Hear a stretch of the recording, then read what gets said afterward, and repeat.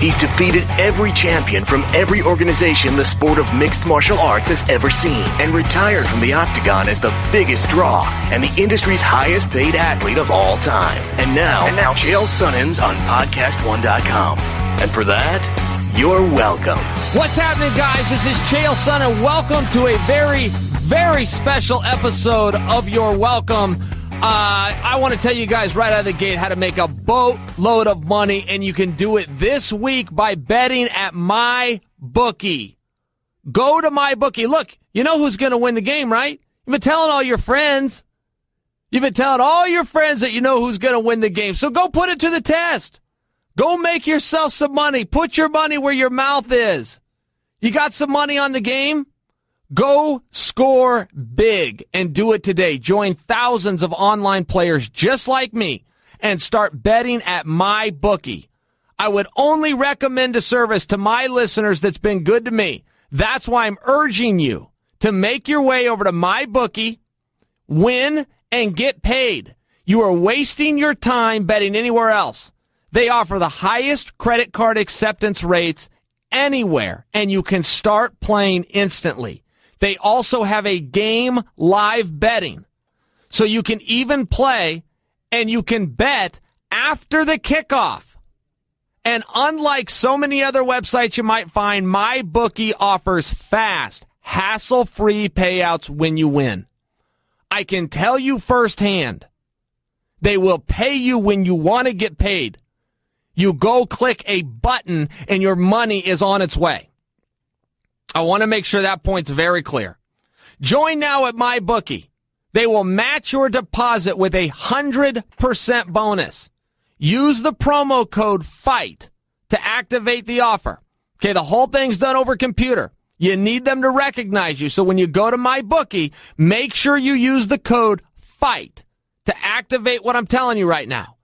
Visit MyBookie today or call 844-900-BETS. You play, you win, you get paid. Now, guys, let's drop the curtain. Here's the way this works over here for me. I come into the studio. I do what's called an open, where I visit with you guys. It's a monologue. It's just me. I roll into the guest. Guest segment ends. I do a close and we all go home. Well, today's a little bit different. I came into the studio and my guest was already calling in. I did not have time to do the open. Today's guest is Marcus Luttrell, the lone survivor. One of the greatest, most famous heroes living in this country right now. One of the greatest heroes of all time this country's ever had, but he is still living. His story is a thing of legend. We have already recorded it. I am telling you right now, this is the single greatest podcast I've ever been part of. Whether it was my show or being a guest on other shows or shows that I go listen to. I have never been part of anything like what you guys are about to hear. And I can't make that any clearer. And I'm not promoting a damn thing because you guys have already clicked. You're already listening. I'm just letting you know to get ready for what's about to happen. Marcus Luttrell was in a gunfight. Okay, we could talk tough all we want. He was in a gunfight that he did not have enough bullets to win. And he knew it. And he fought anyway. And without further ado, let's connect to the greatest honor I've had, to the most interesting guest, and to the single most compelling story that has ever been told, ever, on You're Welcome. Yo, Disco, the good thing about keeping it 100, we talk about all my favorite topics. Pro wrestling, sports, politics, pop culture. Yeah, so why in the world do we need Kevin Gill on the show with us? Yo, KG, on Keeping It 100, we got unique segments like the Crazy Juventud Guerrero. We got Shane Helms. We got the Lucha Libre Minute. Not to mention incredible interviews, but why do we have Disco Inferno? Hey, Kevin Gill, you know the Conan buried you behind your back. That's funny. He does the same thing to you. We never let the truth get in the way of a good story. Boom. Listen now at podcast1.com, the Podcast One app, or subscribe on iTunes. Keeping it 100 with Conan. You're welcome. You're welcome with Chael Sonnen. All right, and now we are joined by the lone survivor himself, Marcus Luttrell. Marcus, what's going on, pal? What's up, brother? I tell you, this is an honor, man. I don't know how else to put it. It is truly an honor to be talking to you today. Let's just start with this. Let's ease into things. How's everything going? Where are you at right now? You sent a text. You said you're out at the farm. Where is that? Yep. Texas, back in Texas. So, I just got off the tractor, as a matter of fact. Been up since this morning. It's my routine. That's what I do now. So I went back to the farm where I came from and just been out here working all day. So I'm in a damn good mood. We're going to have a good time. Well, good. We're off to a good start. Hey, I love that. I didn't know that was home base. And so you got to get up and you're on the tractor yourself plowing that field, huh? Man, it's kind of like this with me and how I was brought up. A lot of people work their whole lives to get a nice house and some property, and they have other people maintain it for them. I maintain it myself. I mean, I push the horses, the chickens, and all that stuff like that, and I love it. I mean, I literally try to make my hands bleed every day because it makes me feel alive. So I love it. Well, that's fun, man. I actually grew up in the country myself. I've spent some days on some tractors. It is pretty refreshing. I mean, it's some early mornings when you live the farm life, but there is some fun to that. I'm with you. It's everything, and you kind of lose sight of this, I guess, in your early 20s and through your 30s or something, man. But there's something about the early morning and into the day. I mean, you're literally going to have a whole day inside of a morning if you get up when the sun comes up. And you forget about that because of how hard you usually go through the night. But, man, ever since I kind of slowed down and my wife let me retire, I've been enjoying that, and it's definitely a blessing. Hey, tell me this. Let's get right into it. The world of politics, man. So you were at the convention. You endorsed Trump. How did you get to that conclusion? What was your relationship? How did you meet him? How did you end up there? That's right, man. I forgot you were a political guy. I forgot about that, man. I got blinded. I heard Chael, so I was like, man, I love watching you fight, bro. Seriously, warrior to warrior. I was digging that. And I'm not ducking the political thing either. I'll tell you right up. So how it worked was, he came down to Texas. Actually, he flew down to Texas, and I had breakfast with him, me and Governor Perry, and then I spent the day with him while we flew from San Antonio to Houston, and then he had a couple of town hall meetings and some private/public appearances. So I just kind of palled around with him all day. And when it comes to me choosing who I vote for and who I think should go into office, I need to know them. I need to know their backstory, because all that could be seen on TV, that's just somebody's perspective and using somebody's opinion. So if I'm going to put my name on something, I go get it. And what I saw about him led me in that direction. And not to get alienated, because I don't choose sides. That's kind of the one thing I try and most stay away from is putting an R or D or something like that beside my name, because I'm military. I'm a veteran. But her entire, hell, man, she's been in the spotlight in the public eye her entire life almost. And her resume, there's not a better resume, right? Secretary of State. She's the first lady of this country, senator. But you got to understand, when it comes to the errors she made with that classification thing, and I know politics and I know the media, and there's probably half-truths and everything, but she can't be a monster. Otherwise, she wouldn't have been in politics. And so many of our Americans love her, right? But that classification thing is so huge. And I mean, we live and die in that. Live and die in that. And the way you need to look at that is, if it has a secret or a top secret clearance on it, all right, those code words, all those numbers that are jarbled in that has my name in it, all right? And they need to think about that. They need to think about that somebody's son, that could be their son, all right? What if I was her kid, right? Sure. And that class, she sees that number, or that letter, she needs to know that I'll be involved with pretty much whatever that is, right? In some form or fashion, because we all rotate through each other. Seals get put up in the light because we're usually the end game. By the time it gets to us, it's over. Excuse me. But if you can't,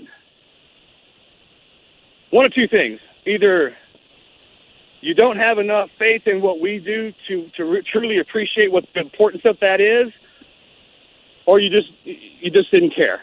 And either one of those is disqualifying because no matter, I love watching movies and I love our actors and actresses and all the chaos and mayhem that comes with this country. That's what makes it great. I literally have the best day of my life every day, Chael, just because of living here. Seriously.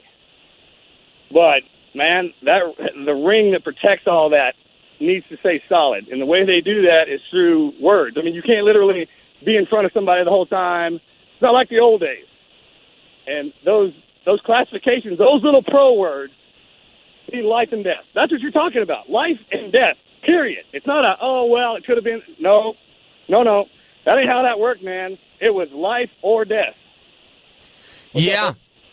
No, it's as simple as that, and it's hard to understand that perspective. Even for me, I think the listeners miss it, and that's why it's so important to ask guys like you, because we do miss those things. If you're not on those front lines and in those battlefields, you don't get it. No, and that's okay. You're exactly right. You're so far removed from the situation.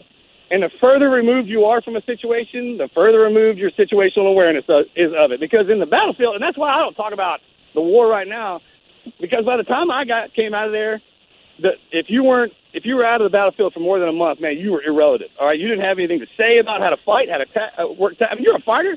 You know what I'm talking about. You're trained to beat somebody so diligently that, man, you know how they breathe, all that. When they get tired, their strengths, their weaknesses. All right, man. Stop studying that dude for about a month, and stuff goes away, right? It's sure. The same principle, man. And you can't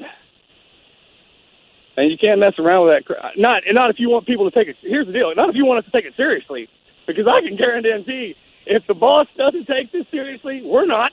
Right. Hell, what are we talking about here? You got to lead by example and by the front, and if I could give advice to any politician, man, I was like, man, if you screw up, man, stand up there with a straight face and go, yep, you know what? I started out with a good intention. You wouldn't even believe how this thing got twisted around, but it got jacked up, and it's my fault. I started it, man. It's my fault. Hang me for it if you want. Hang me out dry, whatever you want to do, man. But it's not gonna corrupt me. All right. Yes, I have. If you go in with those bad intentions, you're gonna come out even quicker. But people are so worried about making a damn mistake. How can you even be born to be a politician? It's funny because once they get elected, something just changed. It's kind of like being a champion as the day before you were a champion, right? Afterwards, I know I was never a champion. I don't know, but he's like, shit, man, I got to go back to work. I got to maintain this, right? It's not over. Is basically what we're trying to say. Sure. No, I get. Hey, tell me this. Here's one that I'm lost on, but again, it's out of ignorance. It's because I don't know. I want to know, but I don't. Julian Assange, is he a traitor or is he a hero? Where does a guy like you sit on the founder of WikiLeaks that releases information? I saw him on the news the other day. Every now and again, I'll thumb on there and just see what's going on. Here's the thing with him. It depends on what side of the what he's putting out there you're on, right? I would think. And look, you can write laws all day, and laws are written in paper and on with ink and all stuff like that. Humans and human behavior and all that bends and moves. And somebody might think they're being noble and they're not, and they don't have any idea depending on who they'll talk to at the given moment. So when it comes to shit like stuff, excuse my language, I'm getting fired up when you start. Hey, anybody who takes any kind of something that says classified and throws it out into the general public just to do it, man, that's a problem. Why even have a government or have the stuff that makes it run? All right, because it won't work.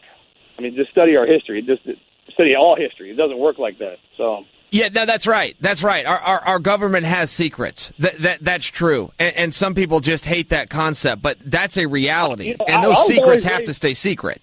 Women have secrets. Women have secrets. That's the way my mother taught me. My dad stressed that. He's like, women have secrets, son. Roger that, Dad. And that just means, man, they don't want to tell you something, they ain't gonna, right? Right. That's just it. Look, women give birth to us. And they know that. And this is that mind power that our mothers have over us. If they want you to believe something, I'm your mother. You're going to believe it, right? And if they don't want to tell you something, that ain't none of my business. That ain't none of my business.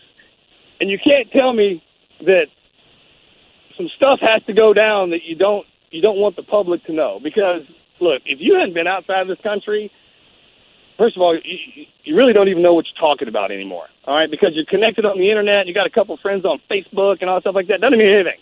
Matter of fact, the more time you spend on social media with them and Facebook and all that stuff like that, the less you can survive around real people. You can't look at somebody and go LOL when they say something funny or whatever like that. You actually have to laugh. And then you have to laugh in certain ways that shows that you genuinely are interested. Right? Yes, and yes. If you don't have any practice with doing that, and that's what actually getting out, and that's what I love about my job and what I did my entire life was I actually like being out and looking into people's eyes and watching their reactions in certain environments. I mean, that's what I'm an expert at. I just study human behavior. And if you know how people react in certain situations after, and you know exactly what I'm talking about because you're a fighter, that's why I'm talking like this, is because once you study enough people, the way they react to a certain situation, man, that's how you move in and you win, or that's how you lose if you don't study it. And it's usually the same way. The problem is with this social media and everybody's in everybody's business, man. If you don't post it on social media, then everyone thinks it's a damn secret. Well, not really, man. I didn't want to tell you that I went to the lotion toilet paper instead of the other stuff because I'm not as hard as I used to be, man. I'm married, and I just didn't think that was relative. Okay, I mean it's crap like that. People blow this stuff out, and I don't. That's kind of why I don't watch the news. I actually know those guys now, so I just kind of call them like, "Hey, man, what's really going on?" LOL, and Marcus. LOL. Yeah. I'm sorry, man. Every now and again I go on a rant. No, I love it. So I got to ask you about one more because it's another one where I go back and forth. I want to have this right, but I go back and forth, and that's Jonathan Snowden. Are we talking about a traitor here, a criminal? Or are we talking about somebody did he do something heroic? Oh, I don't think, no, he's not a hero. Are you kidding me? Okay, so they should arrest him. Is that right? Is he a traitor? Great question. Yes. What are you talking about, man? All right, this one's not even a close call. Well, you listen to his side of it and you go, okay, it sounds like you came at this from a good way, but he did a really bad thing. Hey, wait long enough to throw the stuff out there after the stuff died down. Ships had to change. People have died. All of the crypto had to be shut down. Billions of taxpayer dollars sucked right out of your wallet with the snap of a finger. No, the push of a button to download that. If you had any idea... Look, traitor is the label you put on the bastard that did that, all right? The stuff that we have to deal with when that happens, you don't want to know, man. You do not want to know. And the reason if you did know, it's like, it takes that to make me have this life? Yes, it does. It takes that much effort just to make every person on this planet exist in the world we're having right now. Right. I don't know how I can stress that any more clear. No, I think you made your point. And you answered my question. Here's the thing to me. So you have all those people in government, the military men and women especially, work their way up. They get in these positions. They go through the classifications to get jobs in every sector just to get a certain job on those higher levels. And you got one dude comes rolling in there, 2 weeks on the job. Oh, man, that doesn't look right. Man, did you know what you were looking at? Because I've been doing this for almost 20 years, and half of that stuff I still have to look up. You know what I mean? With the amount of information that was thrown out, the amount of information that was downloaded, I mean, unless he's got a computer chip in his head or whatnot, that's stuff from the American people. That's y'all's stuff. Is what everybody looks at like he stole from the government. Well, what the hell do you think the government is, man? We keep a hold of all the stuff all Americans need to survive. Everybody gets wrapped around the axle when something gets thrown out in the public eye. Like, well, I don't agree with that. Well, dudes over on the other side of the state do, or other side of the country do. That's why it exists. But if you find some stone-cold criminal stuff, man, you'll know it. On its face when you see, oh, yeah, man, that's bad. You shouldn't have done that. I mean, everyone will say it, not just a few people raising up noise. Yeah. That clear that up for you? Yeah, yes, it did. And it shut me up, too. Now, I actually kind of feel like a fool for asking you the question. I should have got there on my own, but I guess I needed to hear that. So, hey, bro, you got to understand, man, this is what I did my entire adult life. And then once I got out in the public eye and put into the world that I was, I integrated back in, not only with civilians, but into the political world. That's heavy. I mean, it wasn't a mistake that I was standing up on that at the RNC kind of deal. But I but people bring me in to give my opinion now because of I see things on both sides. I'll go through something, the worst part of it, and then the best part of it, make my own opinion. That's all. That's how I've always done it. And I won't talk about anything unless I've actually seen it and heard it with my own eyes. Yeah, well, that's helpful, and that's why I got to ask you these questions, man. You've had a life, you lived some stuff that nobody else has seen. So, what happens when a person gets into power? You take a politician. I'm talking specifically about Jesse Ventura, and it turns out that they're a crackpot. It turns out that they got this power, the people voted him in, and what Jesse Ventura went through. And what he's done since, and I don't want to disrespect him, he is a SEAL, he's got a right to his opinion, but man, he did some stuff that was damaging, no? Yeah. I always love it, and I'm retired, and I always love when people go, I don't want to disrespect, man, because he's a SEAL. That doesn't have anything to do with what you're trying to ask me the question about. I appreciate his service to you, man, and then he was a hell of a frog, man, from what I heard. He was above me, so my respect comes because he wears that trident. So I don't talk smack about anybody that's standing in front of me, but it's my view on politicians and I thought about this. I actually thought this way my entire life until I got out and started having to roam around politics. When you look at those people in the suits, the elected officials, man, I automatically assume they all went to Harvard. They all grew up in an upper something class family. They had I didn't know anything that was just regular dudes. Like, you know what, man? I think I can change some stuff and get up there and make a difference to people from the community. And as I move around from state to state all through the year, I'm probably about 300 days, man. City halls and from the White House on down, basically. Bikers to billionaires, well, like I say, man, all of them.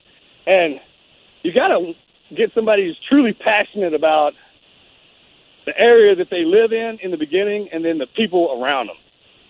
And then if someone goes in there with just one kind of agenda, and it always upsets me, and they're like, I'm going to get in there, I'm going to change the thing that's been wrong for the last 20 years. No, you ain't. No, you're not. Okay? That's like a new guy coming into the SEAL teams and going, I'm changing everything. With all this old-timer standing around like, what? Yeah, it's the back of the line, dude.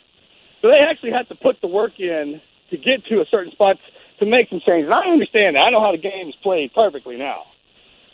But, yeah, it's well, you know the deal. Most people vote RD. They don't even – and if you got a dude with a big old shiny trident and he's on TV and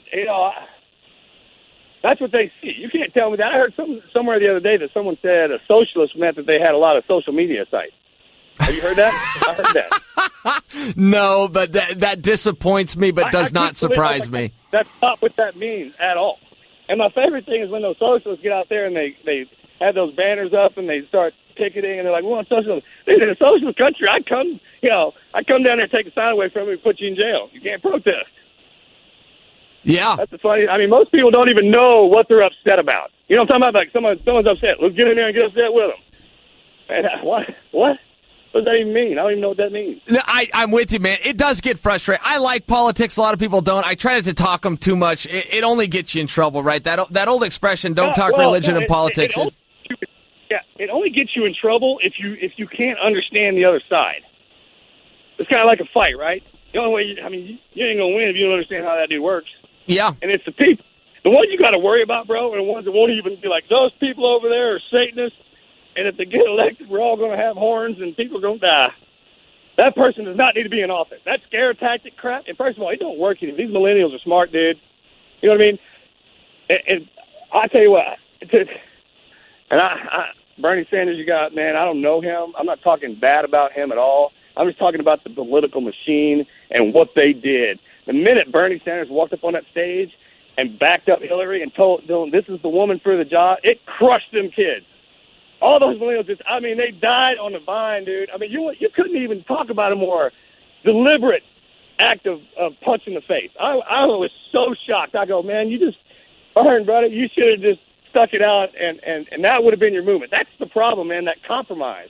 And that comes with these people just living their own jovial lives, and then they get a movement behind them, and they don't know how to – they didn't really either believe in it in the beginning, or it became so strong they're scared to ask for help to guide it, or something gets wrong with it, man.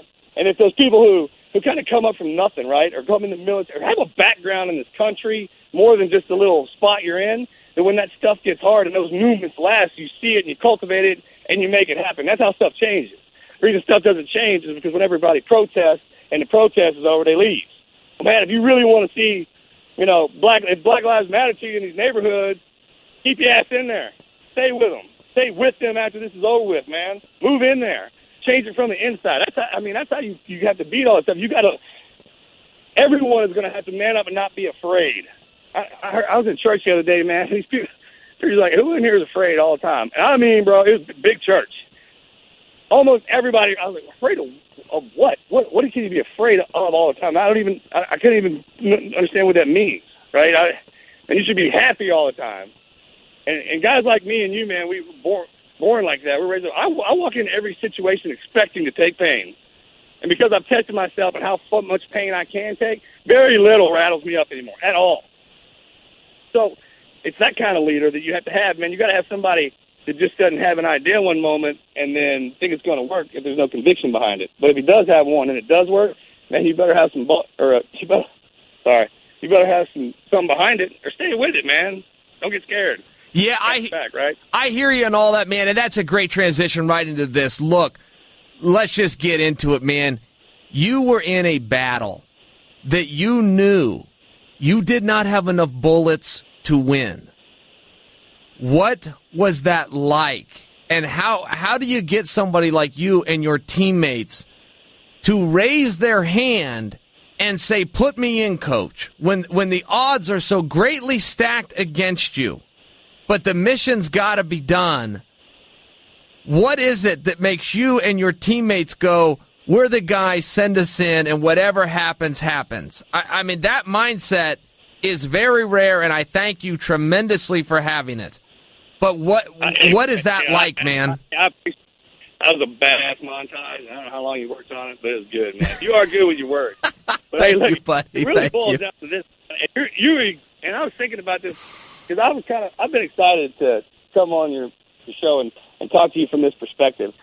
And I was talking with another buddy of mine, man, Brian Stan, and we were talking about the difference between being in a gunfight and being in a UFC fight. Walking into the cage or walking into battle, right? And I grew up in the martial arts since I was 7, man, fighting. It was kind of, so you are going to completely understand what I'm saying here. And when people say, it's the guys that go, man, you don't know what it's like to be to a UFC fighter. So any dude walks up and goes, hey, being a gunfight, being in a UFC ain't shit compared to being a gunfight. You need to slap that dude right across the mouth, okay? Because he's never been in a fist fight in his life. A fight is a fight, all right? What I kill you with or what we fight with is completely different. When you're walking into the octagon, bro, and this is the reason just regular civilians and everybody surrounds themselves around boxing or anything like that, it's the presence of death, all right? And no matter what that is, if it's there, it doesn't matter what you're killing yourselves with or what you're going to beat yourselves with, right? You go into that ring knowing there is a chance you could die. Yeah, I'm going to tap out, if I get whatever. You know damn good and well you walk in, there's a chance you could die. Especially, and that's the same thing it is going into a gunfight. Every time, man, we literally train, and our minds are so focused on that. So when that battle jumped off, man, I was ready. I mean, I don't have PTSD. I never had any problems with anything I got myself into. I wanted to do it my whole life. Great battles are reserved for great warriors. That's the old saying. I was fortunate enough to be in that operation with those men. I mean, I wasn't the best, but I just trained hard enough to be around the best, man. That was it, bro. And, yeah, we were outnumbered, and the thing about SEALs is there's a low number of us, the amount of munitions we carry and the way we were trained to fight. Those guys thought normally what they think is that you're in a fight with more than what you got. But the problem was we were compromised earlier by some goat herders, so they knew they had 4 dudes. And once the fight started, and this is what I was asking Brian, because he's been in both. I mean, any of you guys out there are UFC fighters, and if you were wondering if you could handle being in a gunfight, you could. Okay, you can. I'm telling you, you can. All right, and it's just, that's the one thing, man. It's just you trace it back to what guys are cut from. All right, how they're raised and how they feel. And everyone out there, when they hear this, I mean, you're going to know who I'm talking to. You're going to be like, yep, that's me right there. So we went out, and once it started, man, it was just on. that anticipation of the fight goes away after the first punch is thrown. You know the deal. The hairs go back down, and then you're locked in.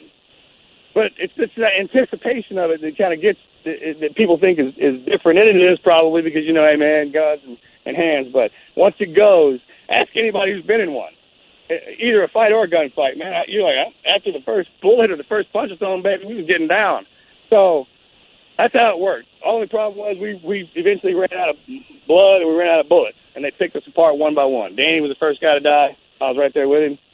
He got shot in the back of the head. I had him on my shoulder. And then we were separated. And then Mike Murphy died after that. The movie Lone Survivor was made out after it. So the way he crawled up and was out in the open, that's how he died up on that rock, just like that. And then Matt Axelson and I were last. And then we got hit by an RPG, and we're separated. And then I don't know how he died. I knew how many times he was shot before, but once we were separated, I don't know. So the autopsy is what. So Marcus, the way they redid the scene in the movie was out of autopsy reports and stuff like that. How they thought it would go down, because the other guys died just because I was right there. I saw it. But Axe, I didn't. So after that, the movie's an hour, 2 hours long. The gunfight in real life was over 3 hours. That's how long it took to kill us. And then at the end of that, I was the only man left. And boy, I was busted up, man. I was shot, broken bones, fragged from the bottom of my feet, top of my head. I bit my tongue in half and swallowed it. I was crushed my face. And I was almost naked. I hadn't talked about this in a while. So I just crawled in. All my maps, med gear, all that stuff's gone, dude. It's been ripped off of me, torn off of me. I mean, hell, so I just kind of buried myself in this shallow little grave. And then they were crawling all over. They were looking for me. They knew they were missing one. I could hear them celebrating and whatnot. So I didn't move another inch all day. And I tell you what, bro, this is the first time I'd ever been afraid. Like, I was afraid of another man or men. I was afraid of them to find me. And most of the time, the thing they do in the SEAL teams, and it's kind of like they teach us how to harness fear. The program is designed a certain way for us to fail, blah, blah, blah. All it's to do is to teach us how to harness our fear. But I took that as far to that point as I could, and then I was afraid. And being afraid will cripple you, man. You can't do anything. You're just sitting there like a piece of crap. And I had to literally get into my head, and I started talking to myself and psyching myself up. And then by the end of my conversation, I was good to go.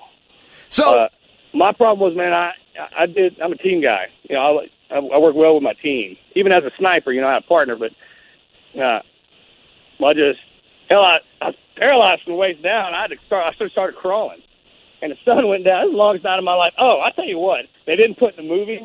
But how many times we got knocked out? I mean, 6 times, man, that I can remember. 4 or 6 times. It's been a while, but hell, you know the deal, man. As a fighter, you get knocked out probably more than most humans, but not 6 times in one day. No. Right? Then through the night, I knocked myself 4 more times because I kept falling. We were at 10,000 feet elevation, man. I couldn't see anything. God almighty. And, bro, I was so thirsty. Everybody's like, what kept you going? Your faith and your friends. I'm like, yeah, all that did. Trust me, man. But I was so thirsty. And I was drinking my own urine. I was digging in the ground. I'd open up the clot and I let bleed into my sock and, all that crap. But the sun came up, and I was holding on to this tree. And then I got shot in the back, man. It turned me into a gainer. I rolled down the hill, man, I landed on my face. It jacked out. Man, it hurt. God dang. Woo. I don't think about it. Now, Marcus, you got shot in the back. You were reaching for some water, correct? You were. No. This is before that. So I was reaching, just trying to work my way down a hill, and I got hit. Well, then I rolled over, man. I just started crawling, and I'd fallen so far down. They were on the high ground. They wouldn't come off the high ground. It was 2 guys with AKs, and then there was one behind me, and he was following me hilltop for hilltop. And then I crawled into this. I crawled up under this embankment, and I turned around, and I dropped my bipod down on my rifle, and I waited. And this old boy, one guy, he was chasing me hilltop for hilltop, man. I didn't walk right into me. His hands came up on top of that rock, man. He lifted his head up. It was probably 4 feet from me, I guess. I shot him right in the face, and then his two buddies, their high ground turned into my level ground, and I had a frag left, and I came down top of me, and I dumped it out, and that was it. And when I was dying, you know, I'm a medic, so I knew what was going on, so I just rolled over and I grabbed a rock. Excuse me, nothing worked from my chest down. So I grabbed a rock and I drew a line. I was like, I'm gonna crawl that to my feet, hit it, and if I'm still alive, I'm gonna do it again.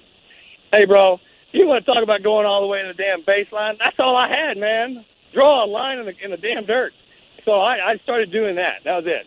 And I would fall down a hill. I'd crawl up another hill. And I did that for 7 miles, and I found that waterfall. And that's when I tried to slide down to this doesn't work, by the way, into the river, and I just took off. And I turned upside down, and I flipped into the river, and my knees hit me in the face and knocked me out again. And I came to, I was on this dirt mound, and my rifle was laying over my face. I couldn't throw that thing away, man, I tell you what. But I got 2 sips out of that waterfall. I remember it was the coldest. It was, man, God, it was good. I bet that tasted good. Oh, bro. Yeah. Oh, man. It was so good. And then these guys started screaming at me again. And I remember this first time I was upset. You know, I was angry. I wanted to die right there. I was still thirsty. And I was like, I'll get some water, man. Just let me get some water, and then we'll get into this fight. Well, this is where the villagers found me. So this one guy came over this hill, and he was screaming at me. He's like, American. And I rotated. I was on my knees. I had my gun at my hip, and I don't know why I didn't kill him, man. When he comes to visit, man, every now and again I'll tease him about this. I'm like, man, I don't know why I didn't kill you, man. He's like, I don't know why I let you live. I'm like, whatever, man. You don't talk about that. But all those villagers snatched me up, and then they carried me down to this village and started doctoring me up. And then about an hour later, the Taliban showed up and snatched me. And then they had me for a day. I never talked about this. They had me all night into the next morning. Baby, you know, it was a party, whatever. And then check this out: the villagers snatched me back, and then they systematically moved me around the village for the next 4.5 days, 5 days, because Taliban trying to. I'd be in a room somewhere, and the wall blow up, and then those villagers would come over, pick me up, and carry me somewhere else. And I tell you what, I learned more about myself, about being a decent man out there. They didn't owe me anything. I mean, I crawled into this village, and I mean, people were dying, women, children, and I was like, don't let. No one needs to die because of me. You know, you need to put me outside on that doorstep. And the village elders were like, we said we'd keep you alive. We're going to do it. So you're talking about the Pashtun, and this is a big difference in the book and the movie, and not enough credit was given to that. But these guys have they have a belief that I don't know what to call it, an adage, if you will, but they keep people alive. They will protect people. So that's what happens with you. And in the movie, it was essentially like, you know, you came to and there they were, and now you think, okay, I got to kill and stop these people. No. Because now I'm a captive. In the movie, the movie revolved around the gunfight because that's when everyone was alive. At the end of the movie, they shortened it up because, you know, the daytime extract, all that stuff. In real life, the extract was the craziest, most difficult thing to still classified. How they got me, I mean, it was awesome. I mean, everybody in Afghanistan was on that fight, bro. Fixed wing, rotary wing. I mean, that helicopter, Spanky came in to crash that thing. The Taliban, it was intense. So, code, the Pashtun code that you're talking about, it's not just, I mean, it's an honor code. So when they found me, when they brought me to the village, there's a lot of stuff I can't talk about now. Let's say this. Once they gave me their word they'd keep me alive, they kept it. And it's kind of one of the deals where I hear about people talk about that code. That code is thousands of years old, and it's got to be great to exist in that village. I was like, yeah, it actually exists here in this country too. You know, it's just kind of like a good thing to do, like keep your word, be a good Texan, be a good American. You know, that kind of thing. They just do that. It's not one of the things where you have to think about doing something nice. It's like, hey, that's probably the right thing to do. That kind of crap. And when you see somebody do it to the extent that they did, man, it's really hard. Like I don't. I look at things completely different now. So revolving around humanity. I have to ask you one thing, and I hope it's an okay thing to ask, but it was my take when I couldn't help but wonder, because, see, I love the Pashtun. Now, I love these guys. They did this right thing for our hero, you, in this question. When the extract came in, do they understand that they're coming into a village that abides by this code and that kept an American alive, or do they just know you're in there and we're going to come in and clean house until we get Marcus out? No. Yeah. They there was an insertion platform that came in first and got a hold of the Green Berets and the Rangers. They came in and were there well before that helicopter came in. And they came peaceful? Huh? Did we come peaceful to get you, or did we think we were coming into enemy territory? Did we understand when we came to get you? Yeah, no. That is enemy territory. That's where we were at, is where the hornet's nest is. That's what we were doing. We inserted into the hornet's nest, not the other way around. So any American goes in there, you can get killed. I mean, that's where everything got stopped there. From Alexander the Great, bro. That's the area we're talking about, where the Russians, everybody's been defeated in there. So my team got inserted into there and got cut off. And the guys that came in to get me, man, they were straight up badasses. All right, and once they got in, I had developed a relationship with that village to where I explained the deal, and then they immediately knew that they had their backs. Because even when they showed up, the village still protected me. They're still the ones that carried me around. It was at an honor for me. It's tough to explain. I mean, you know what I'm talking about. You know all about honor. You're a fighter, man. And people say, and you're like, oh, just because of honor. I'm like, man, there's some places in this world, if you say just because of your honor, you can literally get your head cut off. You know what I'm talking about? Yeah. So that's where I was at, man. And them guys that came in to get me, everyone knew what the deal was. And I can't even put into words what it was. Because we were in a fight, man. We were in a gunfight in the middle of the mountain, and the helicopter that was coming to get me had to come from the bottom, which, by the way, it had to go almost into Pakistan just to get enough speed to get as high as we had to get to get me to get in there to get me. And then we had all the fixed wing boys and everybody were above head, just dropping ammunition from above. You talk about a party. Good Lord. So here's what I'm wondering. I'm still not totally clear. When we came in to get you, did we know we were coming into some friendlies? I guess that's No. Okay, I'm sorry. I misunderstood the question. No. All right. They thought I was being held hostage. Right. That's what I was worried about. I had written some letters. I mean, there's all. This wasn't even in the book, man. What I had to do and what I kind of did. I don't even talk about myself. I don't even talk about myself right now. No is the answer to your question. Those guys came in to fight. And it just so happened, man, the Taliban was moving in. They figured out what house that's what it was. They figured out what house I was in. So they moved me during like a weird hour during the day. I mean, they had to carry me everywhere. So they were dragging me, and they threw me onto this rock in this riverbed that I had never been in before. And they left. Well, what was going down is that insertion team was moving in, and the villagers they thought they didn't know what to think. So they were hiding me from my protection. And then once they figured out it was the Army, they came back down this hill, and I was down there. God, I hadn't thought about this. Anyways, man, Gula was like, hey, come up here. And I threw him my rifle. He had my rifle in his hand. And he takes off running, and then Sarwa, pardon me, and the village medic comes running down, and he's like, Marcus, come on. And I'm like, wait a minute. I'm paralyzed, you goob. You've been carrying me for, what do you mean, come on? You got to come get me. And he was like, oh, yeah, you know. Look, when some stuff goes down, it's hilarious. I hadn't thought about this. God almighty. Anyhow, they came down there and picked me up.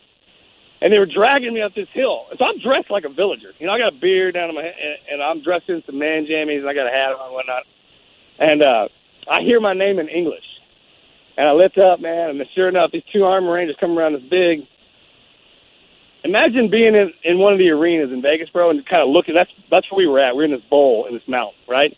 And then you kind of look up, and you look here around this rock or something, and here come these two Army guys. I'm like, good Lord. I thought it might have been a mirage. You know, I was real sick by now. I'd gotten real, real sick. And, man, that guy grabbed a hold of me. I never hugged a man like that. God almighty, I was like, come here, buddy. Let me see if you're real. He's right. Damn. And then the guys came in, and we had this reunion for about 9 seconds, right? And then we were in a bad spot, right? I mean, I remember one of the team leader goes, "Hey, what do you say? It? It's not important, but he goes, yeah, we didn't see anything coming in through here, man. We walked out through that." I go, "Which way did you come in from?" He goes, "Right." He goes, "That direction." I was like, "Well, that's where we came in from." I go, "Wait a minute, how many dudes you got?" And he told me, I was like, "Hey, man, we're in trouble, dude. You need to get on the horn. We need to get." I was like, "We are in the middle. Dude, we were in the middle of the matrix, man. The stuff went down while I was in the village, and what I learned, all that was going on out there. I was like, oh my good Lord, I can't talk about it." But anyways, so that's when we got ramped up, and that was in the morning. And then that night is when that helicopter came in and get me. Wow. And you said something earlier. Do you stay in touch with one of the gentlemen that saved you? He's come over and visited with you? Really? Yeah, I mean, that's what they did in the movie, too, is they put everyone always asks me how Gulab is and his one son. Well, I mean, there's 10 of them. Actually, there's 10 children, and Gulab was one of the guys who was on the mountain. They brought me into a village, so you got to understand I was protected by all of them. I mean, I care very, very deeply for all of them, and then there's actually a community of them in California that I care very deeply about. So make no mistake, I mean, I caused them a lot of trouble and a lot of grief, but I'm allowed to kind of be a part of that community because of how I carried myself. I don't know if that makes sense to a lot of people, but I kind of think you understand what I'm talking about on that one. Oh, and, I get it fully. I get it fully. I have appreciation to that. I'm so happy that you stayed in contact, and I imagine that's an amazing story because I doubt that they have email and Twitter out there. So, how you guys found each other, I guess, is still up in the air. But no. I mean, it's kind of one of them deals. Remember what I did in the military. Think about that, and then you'll know why I have the capabilities of reaching out there and touching him. Sure. No, I got you. And I did actually think of that. I thought, well, how exactly do these guys come over to the U.S. and get around and all this? And I thought, well, it's Marcus Luttrell. Yeah, he'd probably make a phone call. Yeah, we just don't have teammates in the SEAL teams. You know what I mean? Gotcha. Man, this was amazing. And I appreciate you sharing that story. And I was a little intimidated to ask you about it, but man, this is my opportunity. I got to ask you. I imagine you're sick to death about it. Let's exit it on this, and I want to know. Hey, look, don't worry about that. That's if you did your background on me, you didn't dig deep enough because you got to understand, man. I trained for everything I got my whole life. All right, I don't bitch about bad stuff that happened to me because I don't.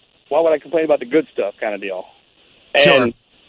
I loved being a Navy SEAL, man. I loved being part of that. And did I get my ass handed to me on that fight? Yeah, I did. Sure did. We got beat. And the truth to be told, man, the reason I got back online and kept going back overseas afterwards is because I was embarrassed that SEALs don't lose. Look, anytime I go into any situation, there is no doubt in my mind that I'm there to win. Period.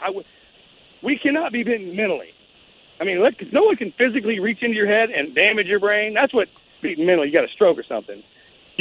No one should be able to beat you mentally. And after that fight, and we lost all our buddies, the way we do things in the SEAL teams, man, is we mourn their death from the day they died till the day we put them in the ground, and we honor them by getting out and pushing as hard as we can back into the fight again. And that's what I kept doing. And I mean,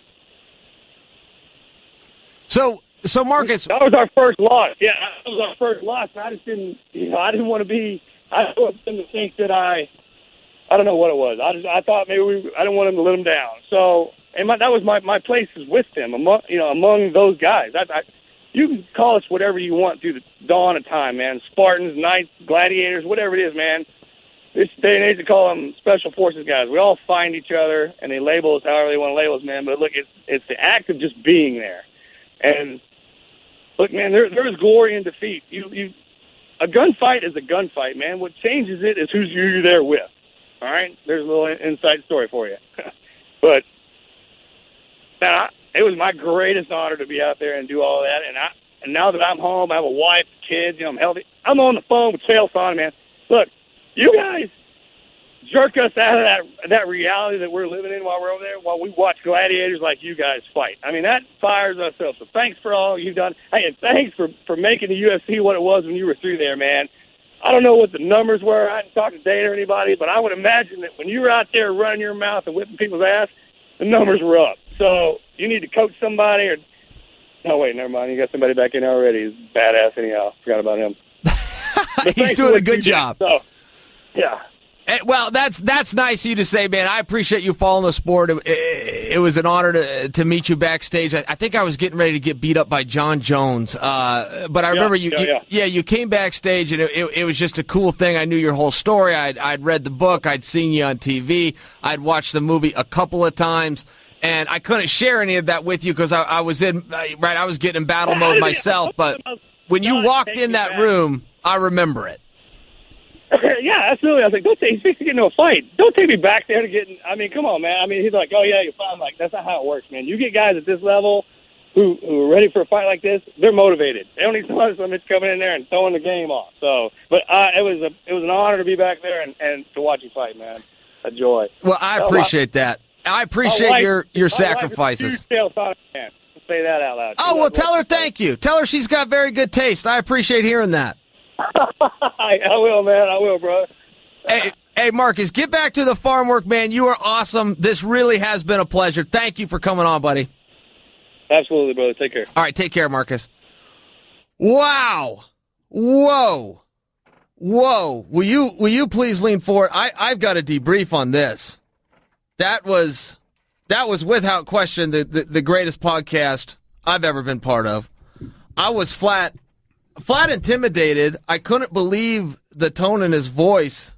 It was refreshing. I mean, he was at peace. He had said, I don't have PTSD. This was an honor of my life, but I got to decompress what we just went through. That story he just told, I sat there, I couldn't say anything. What do you possibly say to a man like that?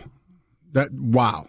I've never been in a conversation like that in my existence. Is that fair? Have you ever listened to anything like what we just heard? He dropped so much motivation in that speech, in him just talking. So I'm going to go back and listen to this 10 times and write down all of the different motivating word tracks that he said. And to you, if this doesn't make you want to go to practice, nothing will. What about when he said you can't be mentally beat, nobody can reach into your head and essentially flip that switch?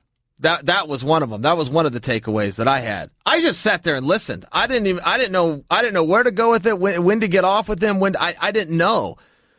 What spun this whole thing for me is our sponsors, Audible. I'll tell you, to go back to Audible, if anybody wants to do it, they can do it for free right now. Audible.com/Chael. You get 30 days for free, and your first download is on them. So I've asked people from day one, tell me a book that's true and that's entertaining. And people told me Lone Survivor. Jeff Meyer out of California tweets me, tells me Lone Survivor. And I pushed back. I was like, well, no, I know that story inside and out.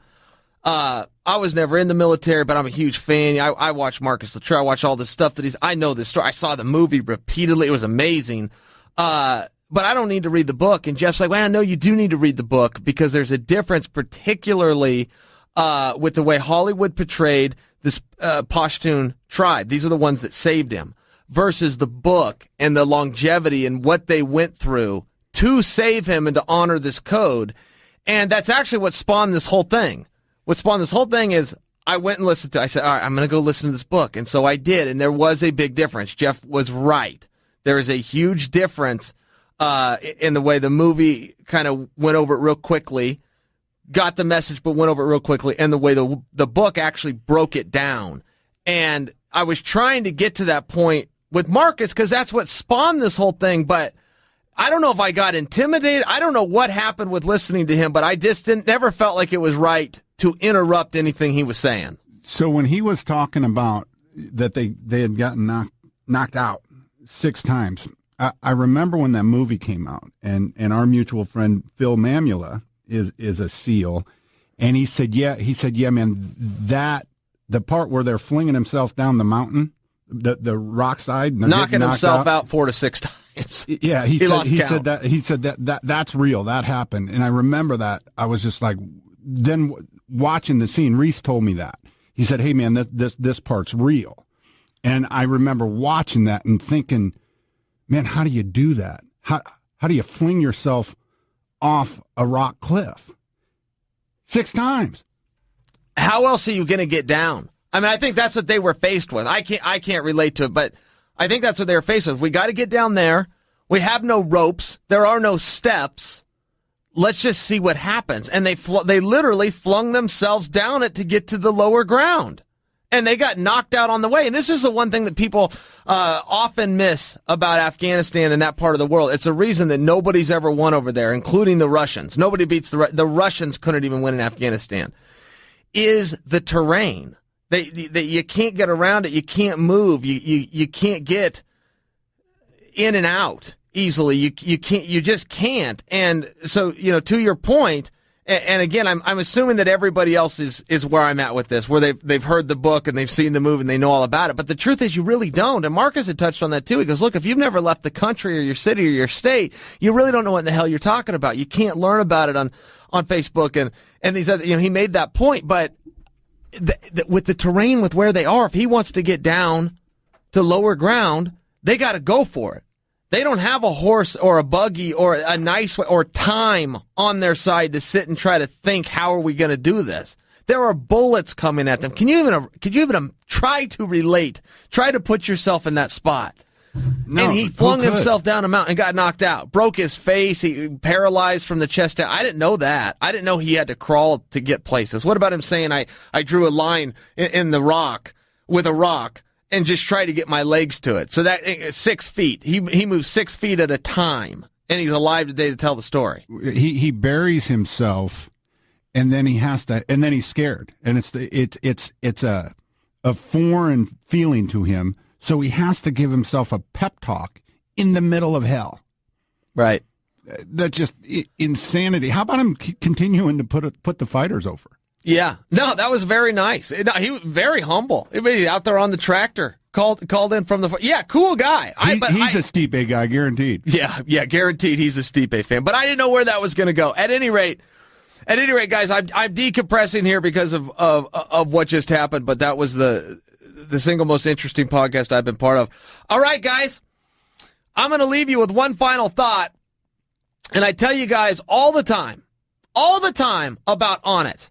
I use the Onnit products. I want you to use Onnit products. Go to onnit.com/Chael, ONNIT.com/Chael. You will get 10% off any order that you put in. There is no limit. You want to buy $100 worth of stuff, you're going to get 10% off. It's as simple as that. I personally use Alpha Brain. It's a complete and balanced nootropic. It's designed to enhance focus, memory, and mental drive. I take it every morning with my cup of coffee. It's a great way to start your day. The Onnit Warrior bars, everybody loves these things, including me. They're just like the beef jerky you had as a kid, except they're made out of buffalo meat. So they're better for you. 14 grams of protein, no nitrates, 140 calories. No lactose. They're gluten-free. Also consider some MCT oils. These are healthy fats. You hear Mike Dolce, you hear Tyler Mitten, you hear these guys talking about this stuff all the time. Joe Rogan takes this. I went and did Joe Rogan's show. He served me this. He actually puts it into his coffee. He mixes the Onnit MCT oils into his coffee, which is the same thing that Tyler Mitten and Mike Dolce do. They're healthy fats, guys, derived of 100% pure coconut oil. They make your coffee smell good. They make it taste a little bit better. These supplements are on the cutting edge of sports nutrition. I want to share them with you. That's why I'm offering my audience only an opportunity to get 10% off. Just go to onnit.com/Chael, ONNIT.com/Chael. There's a couple of other things I want to get into, but there is nothing I can do right now. There is no news from the MMA world that I can give you to trump what just happened with Marcus Luttrell, so we're going to call it right there. I am literally, I need to decompress what we just heard. That was the single greatest podcast I have ever been part of. He said that he forgot that they took him down when his crew came in to get him. He said, "Yeah, I forgot they took me down, hid me by the water. I'd never been to that stream." I asked him on here because I was worried about the Pashtun. That's actually the one piece, the big difference, but it's huge between the book and the movie. And I wanted to ask him about it because these guys are protecting him. They kept him alive. They are the reason that he's alive today. And I was worried that when our friendlies came in to extract him, that they didn't know. And therefore, they're going to come in hot and harm the people who are helping our hero. And I asked him, I thought I was asking it clear, but I wasn't. So I had to ask it 3 times. And on the 3rd time, when he finally said, "Oh, okay, I see what you're asking now," he answered it, and he said, "No, they came in ready to fight." And he left it at that.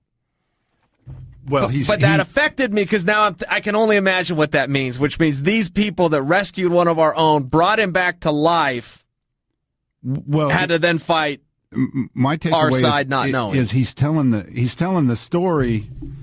The story goes, he's telling us the story, and he's like, the guy in charge says, "Hey, we came this way, and there wasn't anybody there." And he says, "Hey, man, we got some problems right now." He fast forward. He says that's in the morning, and he said the chopper came in at night to get him. So there's that whole day.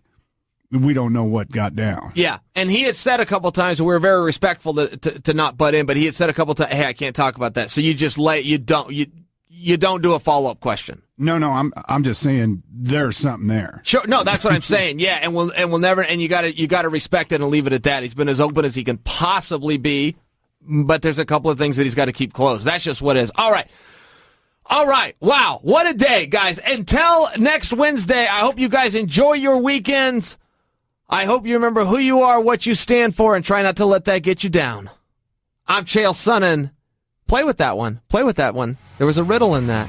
I'm Chael Sonnen, and you are welcome. Thanks for listening to You're Welcome with Chael Sonnen. Download new episodes every week at podcastone.com. That's podcastone.com.